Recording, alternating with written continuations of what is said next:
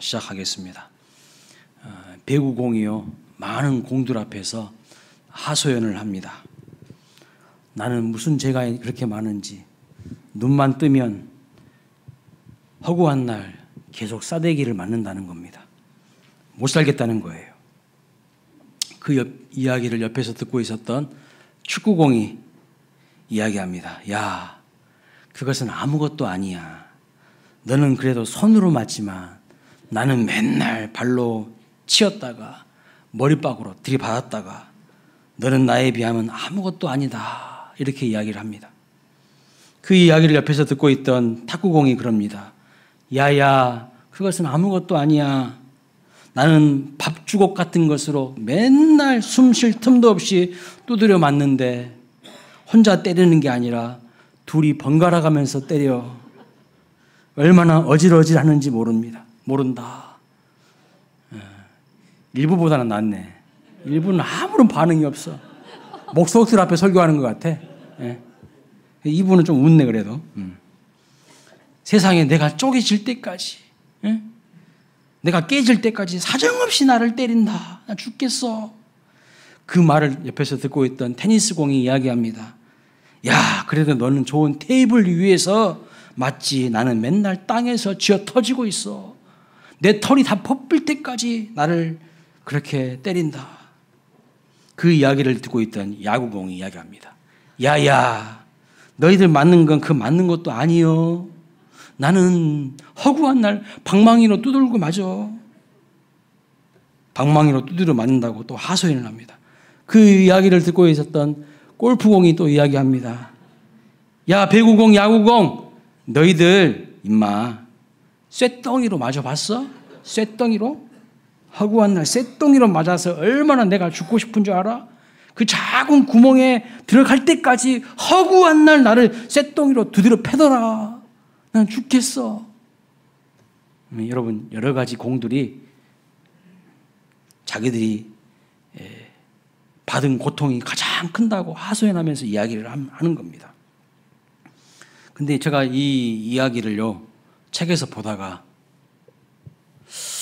이 이야기가 우리 이야기 같은데 그런 생각이 들더라고요. 이 이야기가 인생을 살아가는 우리 이야기 아닌가. 이리 쳐이고 저리 치이고 여기서 얻어맞고 저기서 또 얻어터지는 우리네 인생 이야기가 아닌가, 이런 생각이 들면서 갑자기 웃다가 슬퍼지더라고요. 공들의 하소연이 아니라 사람들의 하소연입니다. 그런데 여러분, 이렇게 힘겨운 인생을 살아가면서 우리가 깨닫게 되는 것이 한 가지 있습니다. 그게 뭘까요? 인생은 내 힘으로 사는 게 아니구나. 내 힘으로 사는 게 아니구나. 이것을 빨리 깨달을수록 그 사람은 복을 받을 가능성이 많아집니다.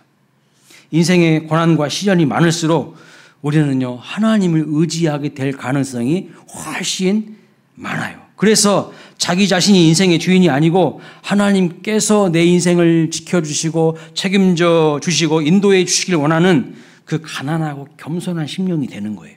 가난하고 겸손한 심령. 제가 이렇게 성경을 쭉 보니까요, 성경에는요, 복받을 공식이 기록되어 있어요. 이 복받을 공식대로 살면요, 예외 없이 누구든지 다 복을 받더라고요. 여러분들도 그 복받을 공식이 눈에 보이십니까? 제 눈에만 보이면 안 되고 여러분 눈에 보여야 되는데, 이런 공식이에요. 고난 뒤에 복이 옵니다. 고난 뒤, 이 공식이에요. 변하지 않는 진리예요. 고난 뒤에 복이 오는데 그 중에 한 가지가, 그 중간에 한 가지가 생략이 되어 있어요. 고난 뒤에 분명히 복이 옵니다. 근데 중간에 한 가지가 생략되었어요. 뭘까요? 이것도 성경에 나와요. 고난 뒤에 바로 복이 오는 게 아니라, 아무에게나 복이 오는 게 아니라, 고난을 당한 그 사람의 생각과 마음과 인격에 먼저 변화가 와요. 변화가 온다고요. 마음이 가난해지고 낮아지고 겸손해지는 거예요. 여러분, 복은 누가 받는 겁니까? 교만한 사람, 마음이 높은 사람은요, 하나님이 절대 복 안 주십니다. 받을 수가 없어요. 그래서 성경에 보면 복 받은 사람의 공통점이 뭐냐면 천편일률적으로 모두 다 예외 없이 교만한 사람이 아니에요. 겸손한 사람이에요. 겸손한 사람. 하나님 앞에서 자기 자신을 한없이 낮추는 사람이라는 거예요. 오늘 본문 16절에서 이렇게 말하죠. 이는 다 너를 낮추시며 너를 시험하사 마침내 내게 복을 주려 하심이라. 이렇게 말합니다. 하나님께서 하나님의 백성들에게 복 주시기를요 누구보다도 원하시고 있어요. 그 복을 받을 만한 그릇이 준비되도록 우리를 광야길에서 훈련하신 거라고 말씀하고 있습니다. 그 광야를 경험하면서 낮은 마음으로 겸손한 마음으로 하나님께서요 우리의 마음을 빚어가시는 거예요. 그 하나님을 믿고 의지하는 자가 되게 하신다는 겁니다. 그 후에 비로소 하나님이 주신 복을 받을 수가 있어요. 여러분은 복을 받을 준비 되셨습니까? 아멘. 네. 2025년도 큰 복 받으시기를 주님의 이름으로 축복합니다. 하늘을 나는 청개구리 이야기가 있습니다. 개구리가 사는 호수에 심각한 가뭄이 찾아왔어요. 그래서 호수는 말라가고 이제 살 길은 막연합니다. 여기 있다가는 그냥 죽게 생긴 거예요. 위기라는 것이죠. 그때 호수에 기러기 2마리가 날라와요. 그래서 이것은 기회인데 청개구리가 기러기에게 제안을 합니다. 물이 마르지 않는, 물이 너무 많이 있는 큰 호수로 나를 좀 데려가 달라고 부탁을 하면서 한 가지 방법을 이 개구리가 제안합니다. 막대기 양쪽 끝을 기러기들이 딱 물고 나르면 자기가 막대기 중간을 딱 물고 있겠다는 거예요. 그래서 기러기들이 생각하니까 아주 좋은 생각인 것 같아요. 그래서 그 제안을 받아들입니다. 그리고 기러기들이 힘차게 날개짓을 하면서 하늘로 올라가는 거예요. 근데 땅에서 이렇게 사람들이 보니까 개구리가 하늘을 날고 있네. 와, 막 소리를 지르는 거예요. 우와, 저 개구리, 하늘을 나는 개구리 좀 보라고. 막 사람들이 막 외치는데 이런 말을 하는 거예요. 야, 저 기발한 생각을 누가 했을까?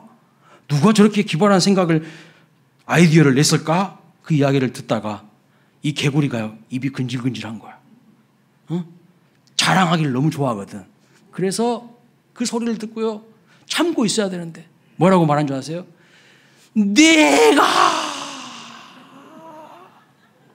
내가라고 하는 소리를 외치자마자요 땅바닥에 그냥 팍 떨어져 버렸대요.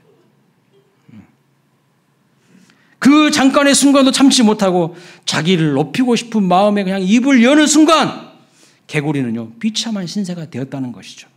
여러분, 누가 복을 받을 수 있어요? 겸손한 자가 복을 받는 거예요. 자기를 높이는 자는요 하나님이 좋아하지 않아요. 하나님은 우리에게 복 주시길 원하시는데 아무에게나 복을 주시는 게 아니라는 말씀입니다. 겸손한 자에게 복을 주시죠. 그러면 복을 받지 못하게 하는 것이 있는데 그게 뭘까요? 교만이에요. 교만이 우리를 복 받지 못하게 하는 거예요. 무엇이 받은 복도 빼앗기게 하냐면 바로 교만이라는 겁니다. 본문 12절 13절 말씀 제가 한번 읽어보겠습니다.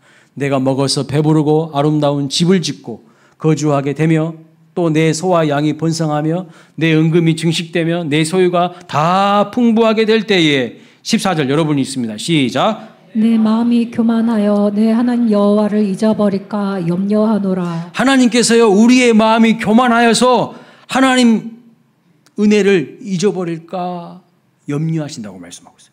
여러분, 하나님이 무슨 염려하시는 분입니까? 하나님이 무슨 근심 걱정 염려가 있으신 분입니까? 사람처럼? 아니에요. 인간의 마음처럼 비유를 해놓고 있는 거예요. 인간의 염려하는 감정으로 하나님의 마음을 표현하고 있는 거예요. 교만이 무엇이냐면 오늘 본문 17절 말씀 보면 뭐라고 말하냐면 이렇게 말하고 있어요. 그러나 내가 마음에 이르기를 내 능력과 내 손의 힘으로 내가 이 재물을 얻었다 말할 것이라. 이게 교만이라는 거예요. 하나님의 은혜는 다 잊어버리고요. 지가 잘나가지고 자기 열심으로 자기 노력으로 이렇게 돈 벌었다고 성공했다고 착각하는 거, 그게 심각한 교만병이라는 거예요.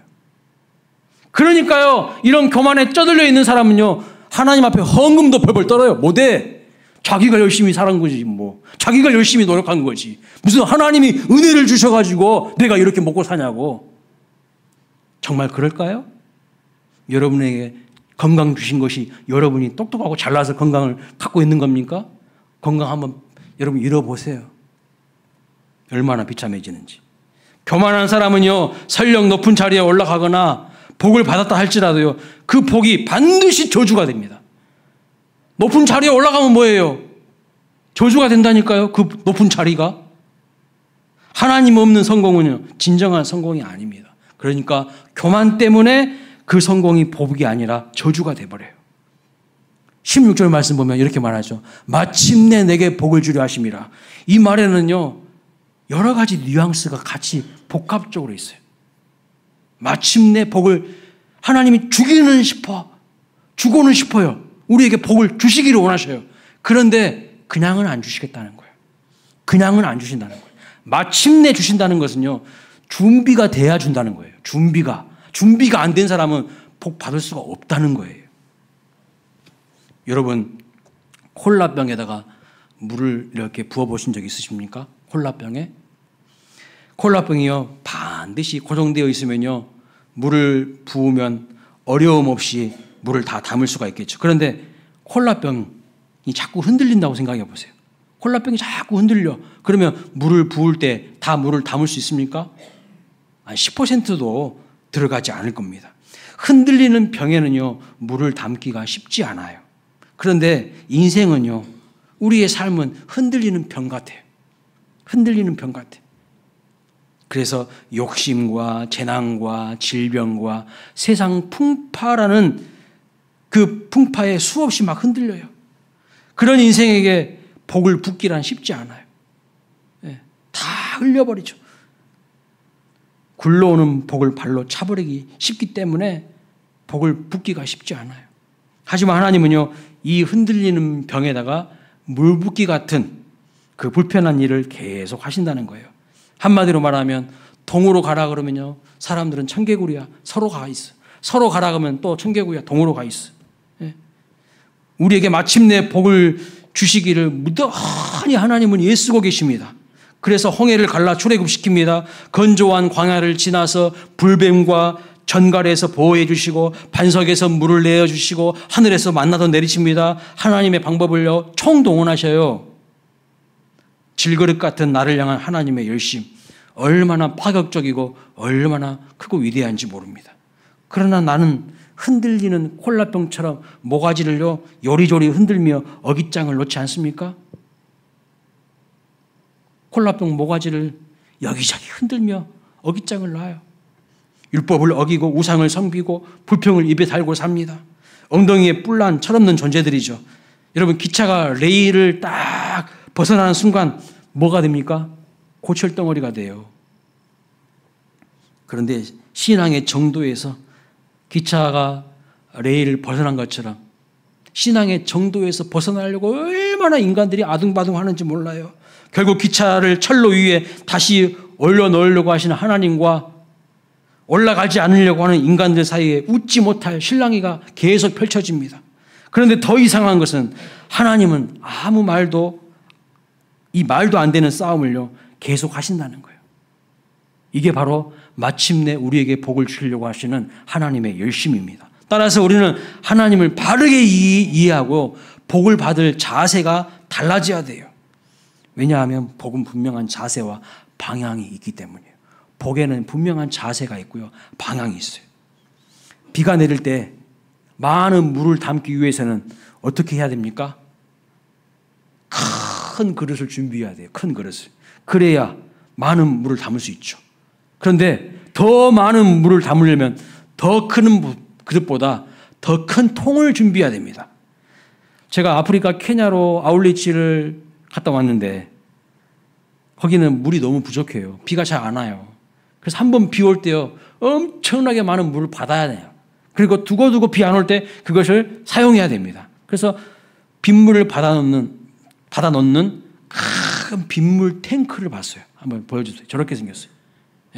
양 옆에 이렇게 지붕에 흘러내리는 물을 이렇게 연결해서 통에다 담아놔요. 또 다른 사진 보세요. 엄청 커요. 저런 통들이 아주 수두룩해요. 저기 보니까 영어로 미랄이라고 써 있잖아요. 우리나라 미랄이라는 단체에서, 선교 복지 단체에서 기증한 거예요. 많이 받으려면요, 그릇 가지고 안 돼요. 큰 빗물 탱크를 준비해야 됩니다. 그리고 그 다음으로 중요한 것은 많이 받으려면 자세가 중요하다는 거예요. 자세. 만일 그릇이 엎어져 있다면요, 한 방울의 물도 받을 수가 없어요. 비스듬히 누워 있다면 적은 양의 물만 담고 반드시 하늘을 향해 바른 자세로 놓여 있다면 많은 물을 담을 수가 있어요. 너무 쉬운 이야기 아닙니까? 너무 뻔한 이야기 아니에요? 그런데 우리는 이것도 못해요. 왜 이렇게 하나님을 향하여서 마음이 삐딱한지, 뭐가 그렇게 섭섭하고 서운하고 마음이 삐져 있는지, 마음이 다 삐뚤어져 있다니까. 그러니까 하나님 복을 담을 수가 없죠. 하나님 주시기를 원하시는데 내 믿음의 태도가요, 삶의 태도가 삐딱해져 있어. 뭐가 그렇게 하나님 앞에 서운한 게 많고 섭섭한 게 많고 삐져 있습니까? 그 마음을 고쳐야 돼요. 그 상한 마음을 하나님 고쳐달라고 하나님 앞에 매달려야 된다는 겁니다. 그릇의 자세에 따라서 물의 양이 분명 달라집니다. 복도 마찬가지예요. 자세가 중요해요. 복받기 위하여서 겸손하게 하나님 앞에 엎드려 하나님의 크고 위대하신 영광과 능력을 찬송하고 예배하면요, 하나님이 그 사람을 주목해 보셔요. 그리고 때가 되면 하나님은 그에게 복을 주십니다. 예수님의 어머니 마리아를 보세요. 마리아를 통하여서 구원자이신 예수님이 태어나실 것을 알게 되자 어떻게 반응합니까? 이렇게 말하고 있어요. 주의 여종이오니 말씀대로 내게 이루어지리이다. 얼마나 겸손하고 순종하는 바른 자세입니까? 결국 마리아를 통하여서, 그 누구도 아닌 마리아를 통하여서 하나님의 뜻이 이루어집니다. 야곱이요 팥죽으로 형과 흥정하고 장자권을 딱 얻어내잖아요. 그만큼 마음의 갈망이 크다는 거예요. 그 마음의 갈망이 크다는 거예요. 복을 받는 사람에게 중요한 것은요, 삶의 태도와 자세예요. 이걸 놓치면 우리는요, 흔들리는 병에 물 붓기보다 더 어려운 인생을 살게 된다는 겁니다. 또 한 가지, 복에는 방향성이 있어요. 자세도 있지만 그릇도 큰 그릇을 준비해야 되지만 방향성이 중요해요. 날아가는 화살도 방향이 있습니다. 복에도요, 성경에 보니까 흐르는 방향이 있대요. 본문 말씀 14절 말씀 보세요. 이끌어내시고 15절 인도하며 지나가게 하셨으며 방향이 표시되어 있어요. 하나님이 이끄시는 분명한 방향이 있어요. 하나님이 이끄시는 방향이 있는데 자기는 그 방향으로 안 가겠다는 거 고집 부리고 있어. 복을 받겠습니까? 예굽에서 출애굽시켜서요, 광야를 지나 가나안으로 가는 방향입니다. 이게 하나님이 인도하시는 방향이죠. 복은 방향을 계속해서 유지할 때 오는 열매가 복이에요. 방향을 잃어버린 사람은요, 복 없어요. 방향 없이 복도 없다는 겁니다. 그래서 바울은 고린도전서 9장 26절에 이렇게 말합니다. 나는 다름질하기를 향방 없는 것 같이 아니하고 싸우기를 허공을 치는 것 같이 아니하며라고 말하고 있어요. 방향성이 분명히 있어요. 믿음의 사람들에게는요, 분명한 삶의 방향이 있어요. 바울의 복은 분명한 방향성입니다. 방향성. 예수님의 죽음에 슬퍼하며 낙심과 절망 가운데 엠마오로 내려가던 두 제자가 있잖아요. 잘못된 방향으로 가고 있어요. 낙심과 실패와 절망에 사로잡혀 잘못된 방향으로 가고 있어요. 그런데 부활하신 예수님이 찾아오셔서 하나님의 말씀을 다시 풀어주시자 그들의 마음이 뜨거워지면서 어떤 방향으로 돌이킵니까? 다시 예루살렘으로 가요. 엠마오로 가던 방향을 돌이켜서 예루살렘으로 가는 거예요. 오늘 또 예배의 자리로 안 나오고 엉뚱한 방향으로 가는 사람들은요, 복을 못 받아요. 죄송하지만. 이게 바로 제자들이 누리는 복이에요. 분명한 방향성으로 가는 것. 시편 133편에 보면 이런 말씀이 있습니다. 형제가 연합하여 동거함이 어찌 그리 선하고 아름다운고. 여기 보면 복의 방향성이 보이는데 머리에 있는 보배로운 기름이요, 수염으로 내려와요. 근데 수염에서 흘러가지고 옷깃에 또 내려요. 복은요, 흘러가는 거예요. 내려가는 거예요. 헐몬의 이슬이 시온의 산들에 내림 같대요. 헐몬의 이슬은 어디에 있어요? 저 이스라엘 맨 꼭대기 최북단에 있어요. 헐몬산이. 근데 시온의 산은 남쪽 예루살렘에 있어요. 엄청나게 떨어져 있어요. 백두산과 한라산, 지리산처럼 엄청나게 떨어져 있다고. 그런데 헐몬의 이슬이 시온의 산들에 내린대요. 흘러간다는 거예요. 흘러간다는 거. 그런데 거기서 뭐라고 말하냐면 여호와께서 복을 명령하셨다. 이렇게 말하고 있어요. 어디에 복이 있는가? 하나님의 은혜와 사랑이 흘러가는 곳에 복이 있어요. 우리 광일교회, 우리 성도님들 사이에 은혜와 복이 유무상통 흘러가시기를 주님의 이름으로 축복합니다. 거기에 복이 있는 거예요. 그런데 자세와 방향을 잃어버린 자들의 삶에서 공통적으로 나타나는 현상이 뭔지 아십니까? 복을 받지 못하는 자들의 특징이 뭐냐면 바벨탑을 쌓고요. 건망증에 빠지는 거예요. 복을 흘려보내지 않는 거예요. 자기만 그 복을 딱 받고 남 섬기는 일에 인색해요. 하나님 섬기는 일에는 아주 인색해요. 하나님 앞에 드리는 것은요, 아까워해요. 그 복을 주신 하나님께 드리는 일에는요, 아주 건성이에요. 우리 광일교회 하나님의 크신 복을 받기를 원하십니까? 더 많이 흘려보내야 된다는 거예요. 더 많이. 기업도 잘못하면요, 어떻게 되는 줄 아세요? 재벌 공화국 됩니다. 복을 나누지 않고 그것을 탈법의 도구로 쓴다면요, 그것은 축복이 아니라 저주가 돼요. 정말 하나님이 축복하시고 쓰시는 거부들이 있어요. 거부들. 거룩한 부자들이 있습니다. 그 사람들의 공통적인 특징이 뭔지 아세요? 다 나누기를 좋아해요. 나누기를 힘써요. 그런데 졸부들은요, 아주 인색해요. 나누지를 못해. 그리고 바벨탑 증후군에 딱 사로잡힙니다. 바벨탑 증후군. 누구를 위하여 바벨탑을 쌓는 것입니까? 자기를 위하여 바벨탑을 쌓는데 거기에 혈안이 되어 있고 아주 열심을 내는데, 여러분, 그 바벨탑이 결국 뭐가 된 줄 아세요? 자기 감옥돼요. 자기가 아주 열심히 바벨탑을 쌓아. 근데 그것이 자기 감옥된다고. 그것을 몰라요. 왜요? 자세와 방향을 잃어버렸기 때문에. 두 번째 증상이 있는데요. 두 번째 증상은 뭐냐면 영적 건망증이에요.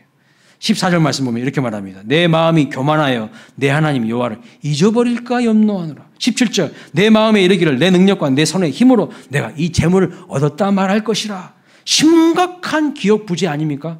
핏덩이를 키워놨더니요, 자기 힘과 능력으로 큰 것처럼 안하무인격이에요. 그런 사람들 보면 여러분 어떤 생각이 드시죠? 참 딱하지 않습니까? 그런데 하나님이 염려하시고 그렇게 하지 말라고 당부하셨음에도 불구하고 가나안 땅에서 이스라엘 백성들이 다 변질돼요. 그렇게 모세를 통해서 기억해라. 하나님 말씀 기억해라. 우상 숭배하지 말아라. 타락한 문화에 물들지 말아라. 계속해서 귀가 따갑게 들었음에도 불구하고 기억 못해요.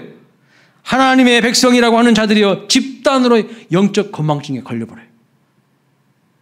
하나님의 말씀 다 잊어버리고요, 기억하라고 그렇게 여러 번 말씀하셨음에도 불구하고 자기들 마음대로 살아갑니다. 학자들은 이것을 뭐라고 하니까 집단지성이라고 하더라고요. 집단지성. 집단지성이 타락하고 무너지면요, 그 집단은 소망이 없어요.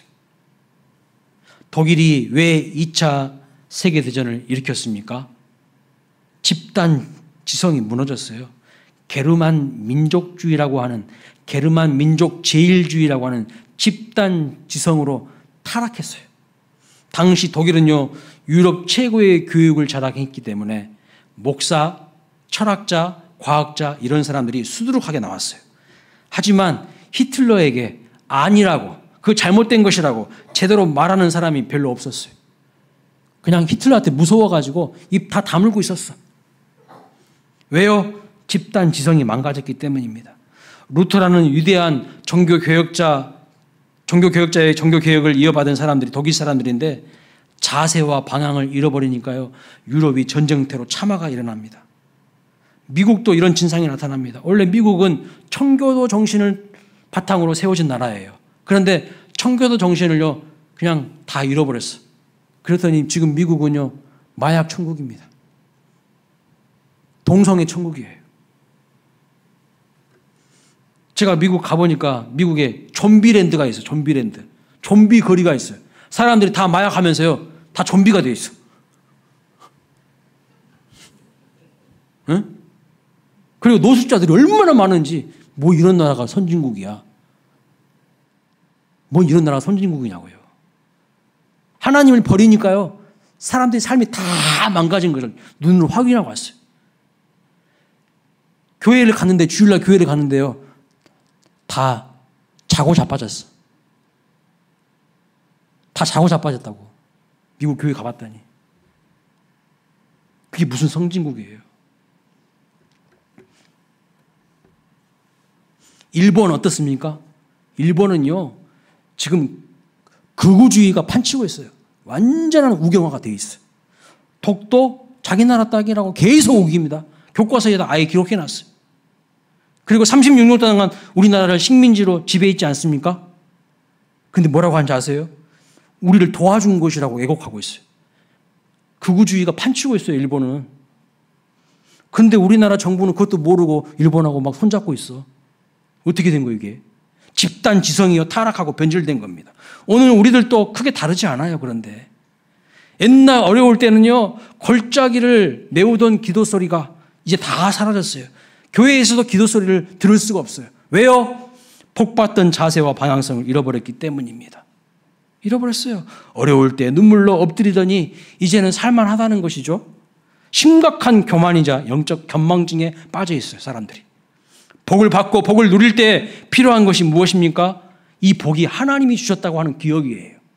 은혜를 기억해야 돼요. 이 기억이 쇠퇴하지 않으시기를 바랍니다. 하나님의 은혜를 반드시 기억해야 돼요. 그러면 이제 어떤 복을 우리가 구해야 될까요? 많이 벌고 많이 누리는 복을 받으시기를 바랍니다.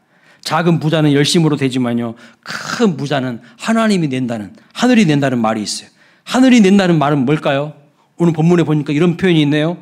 재물 얻을 능력을 하나님이 주셨다고 말씀하고 있어요. 재물을 얻을 능력을 우리에게 주셨다. 이게 복이에요.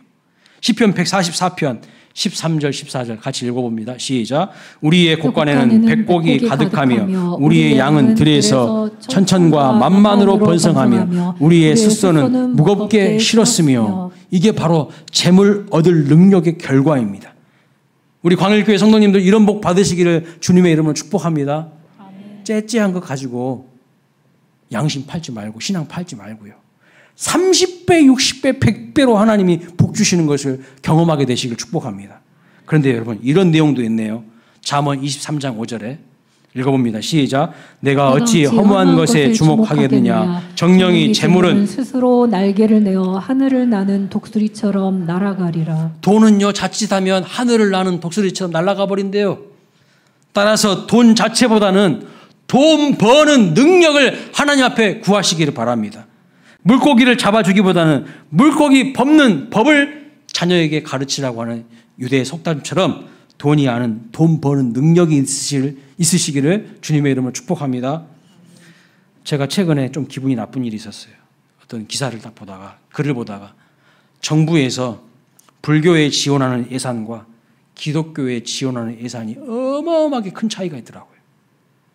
2007년부터 11년까지 5년간 종교별 예산 지원 현황을 검색해 보니까, 조사해 보니까 불교는요 1634억 원, 전체 종교 예산액의 76.6%를 지원받았어요. 무슨 전통문화재 관리비, 무슨 템플스테이 지원비, 엄청나게 재정 지원 받았더라고요. 그런데 기독교와 천주교를 합쳐서는 얼마 받은 줄 아세요? 얼마 받은 줄 아세요? 88억. 전체 예산의 4.13%. 여러분, 근데 지금도 크게 달라지지 않았어요. 비율이. 그래서 불공평하다는 말이 많습니다. 이런 글을 보면서 좀 기분이 나쁘더라고요. 근데 하나님 말씀을 묵상하면서 생각이 달라졌어요. 불교에 많이 지원하라고 하세요. 왜요? 제가 왜 생각이 달라졌냐면, 우리 하나님한테는 그건 껌값밖에 안 돼요. 그건 껌값이야. 많이 지원하라고 하세요. 왜 우리 기독교가요 불평을 자꾸 터뜨릴까요? 왜 남과 비교하면서 불평을 많이 할까요? 하나님의 공급을 믿지 않기 때문이에요. 하나님의 공급을 바라보지 않고 있기 때문입니다. 그러니까요, 국가한테 손 내미는 거예요. 국가의 지원을 막 받고 싶은 거예요. 옛날 우리 신앙의 선배들은요, 국가가 핍박만 안 하면 감지덕지였습니다. 핍박만 안 하면 감지덕지였다고요. 초대 기독교가 어디 로마 정부의 지원을 받았습니까? 국가 지원을 받는 종교는요, 그때부터 순수성을 다 잃어요. 왜요? 로마 정부의 지원을 받게 되는 순간부터요, 로마의 국교가 되는 순간부터 기독교는요, 타락하게 됐어요. 점점. 국가 지원을 받는 종교는 그때부터 자유롭지 못합니다. 그래서 국가가 잘못하잖아요. 아무 말도 못해요. 왜요? 국가가 돈 받잖아. 아무 말도 못해. 불의와 투쟁 능력을 상실해버리는 거예요. 옛날 어떤 텔레비전 프로에 꽃거지라고 있더라고요. 꽃거지. 꽃거지. 예, 강대상에 꽃거지 한 거 말고 꽃거지. 거지. 근데 그 꽃거지가 하는 말이 뭐냐면 궁금해? 궁금하면 500원. 그거예요. 교회가 꼭 꽃거지 같아요. 예? 꽃거지 같다고. 정부에 궁금하면 500원 손 내밀고 있어요. 물론 우리가 낸 세금이죠. 하지만 내 돈 내놓으라고 손 벌리는 것도요, 별로 좋아 보이지 않아요. 종교는 국가의 지원을 받는 순간 순수성 다 잃어요. 불교 많이 지원 받으라고 하세요. 우리는 하나님의 공급하심을 믿습니다. 하나님 앞에 그까지는 끝값이에요. 기독교는요, 국가 지원 없이 서야 된다는 거예요. 그래야 뭐가 서죠? 영적인 권위가 서는 거예요. 하나님께 받은 자는요, 인간에게 째째하게 구걸하지 않습니다. 우리의 복은 국가에서 오는 게 아니라 하나님이 주신다는 것을 믿으셔야 돼요. 복은 누가 주시는 거예요?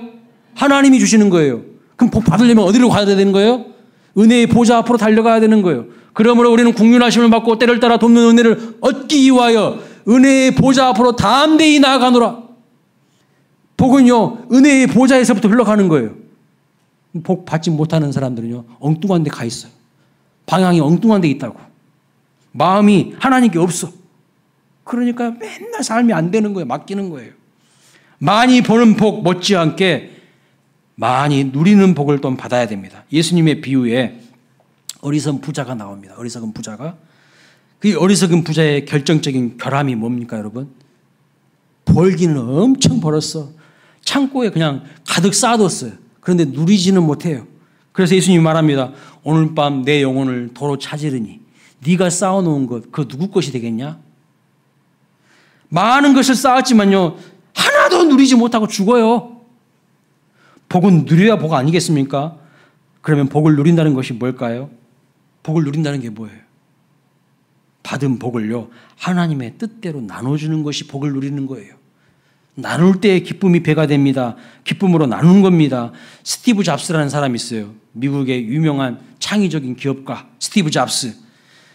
명성을 날리다가 죽었습니다. 하지만 그에게 아쉬운 것이 뭔지 아세요? 그 많은 재산과 그 많은 돈을요, 나누지 않은 거예요. 사람들과 공유하지 않은 거예요. 자기 직장에, 자기 회사의 직원들하고도 안 나눠. 반면에 마이크로소프트 빌 게이츠는요, 수백 조의 돈을 나눴어요. 그리고 지금도 나누고 있고. 그러나 스티브는요, 직원들과 나누는 것을 꺼려 했어요. 그런 뜻에서 그는 어리석은 부자였습니다. 복 나누지 않으면 어떻게 된 줄 아십니까? 썩더라고요. 썩어. 여러분, 쌀 오랫동안 방치해 두세요. 어떻게 됩니까? 거기에 쌀 벌레 생기더라고. 나누는 자에게 하나님은 또 주시는 거예요. 나누는 자에게 하나님이요, 더 주시는 거예요. 그걸 믿으시기 바랍니다. 남을 윤택하게 하는 자가, 잠언 11장에 보니까 남을 윤택하게 하는 자가 자기도 윤택하여지리라, 이렇게 말씀하고 있어요. 이게 하나님이 복 주시는 공식이에요. 자, 이스라엘 백성들이 가나안 땅을 딱 점령하고 정복하고 땅에 정착합니다. 그러나 하나님의 은혜를 기억하지 못하고요, 다시 우상숭배에 빠졌어요. 하나님을 버려버린 사람들, 아무것도 아니에요. 하나님 없는 인간들은요, 아무것도 아니야. 그냥 우습게 보이는 거예요. 그러니까 이방 족속들이 저것들 하나님 믿는 민족이라고 하면서, 백성이라고 하면서 하나님 안 붙드네? 너무 웃기게 보이는 거예요. 아무것도 아닌 것처럼 보이는 거예요. 그래서 허구한 날 이방 족속들이요, 이스라엘 백성들을 공격합니다. 만만한 밥이 되어서 고생합니다. 여러분, 이것이 마침내 주시려는 복일까요?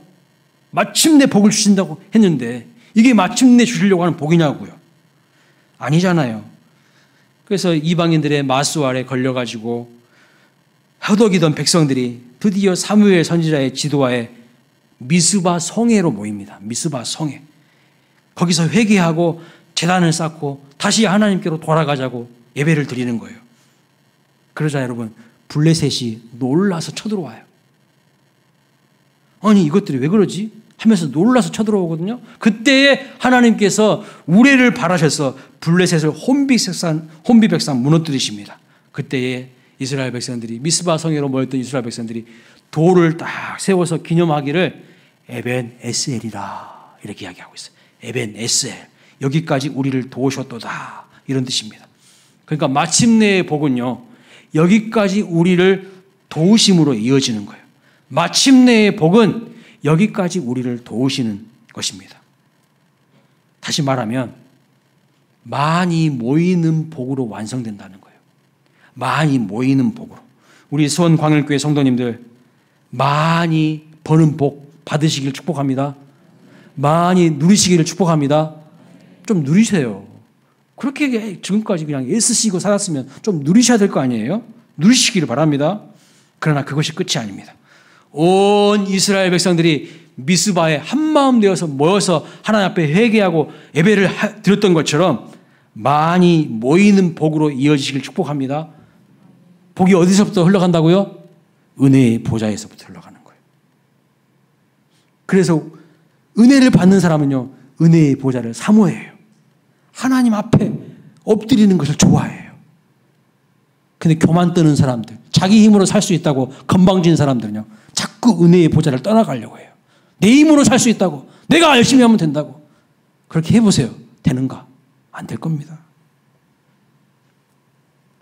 이스라엘 백성들이 미스바에 모였듯이 우리 수원광일교회 정말로 많이 모이는 복을 받는 교회가 되기를 주님의 이름으로 축복합니다. 그래서 우리 수원광일교회 조속히 제가 이 말씀 준비하면서 기도했어요. 하나님, 우리 수원광일교회 2025년에 300명 시대, 출석 성도 300명 시대 좀 열어주십시오. 많이 모이는 복 주신다고 했잖아요, 하나님. 많이 모이는 복. 우리 모두의 기도 제목 되기를 소망합니다. 결론입니다. 우리는요, 흔들리는 병 같아요. 흔들리는 병 같아요. 흔들리면 복 받기 쉽지 않습니다.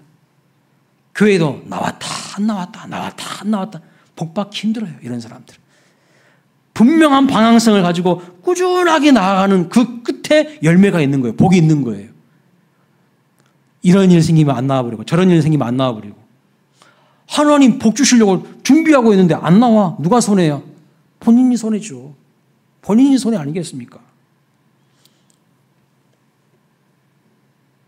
하나님은 우리를요, 복 있는 자로 그렇게 세우기를 원하십니다. 그래서 나를 통하여서 또 다른 사람이 복을 받기를, 복의 유통자 되기를 하나님이 원하시는 거예요.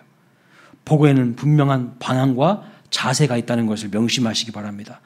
작은 복에 만족해서 교만의 바벨탑 쌓지 마시고요. 또 영적인 건망증에도 빠지지 마시기 바랍니다. 많이 받는 복을 구하고 많이 누리는 복을 받으시기를 주님의 이름으로 축원합니다. 그것은 많이 모이는 복으로 이어지고 완성돼야 된다는 거예요. 많이 모이는 복으로. 많이 모이잖아요. 그러면 또 이것이 선순환되어서 많이 벌고 많이 누리는 복으로 또 연결되는 거예요. 이 복에 대한 이 공식이 성경에 다 있어요. 내가 그렇게 못 살아니까, 하나님 말씀에 순종하지 않으니까 복을 못 받는 거예요. 우리 수원광일교회 모든 성도님들 거부 되시기를 주님의 이름으로 축복합니다. 거부가 뭐예요? 거룩한 부자. 거룩한 부자. 부자도 돼야 되는데 거룩까지 해야 돼. 자, 거룩한 부자 되시기를 주님의 이름으로 축원합니다. 그래서 우리 교회 300명 시대 열어갈 수 있는 원년이 될 수 있기를 주님의 이름으로 축원합니다. 아멘. 다 함께 자리에서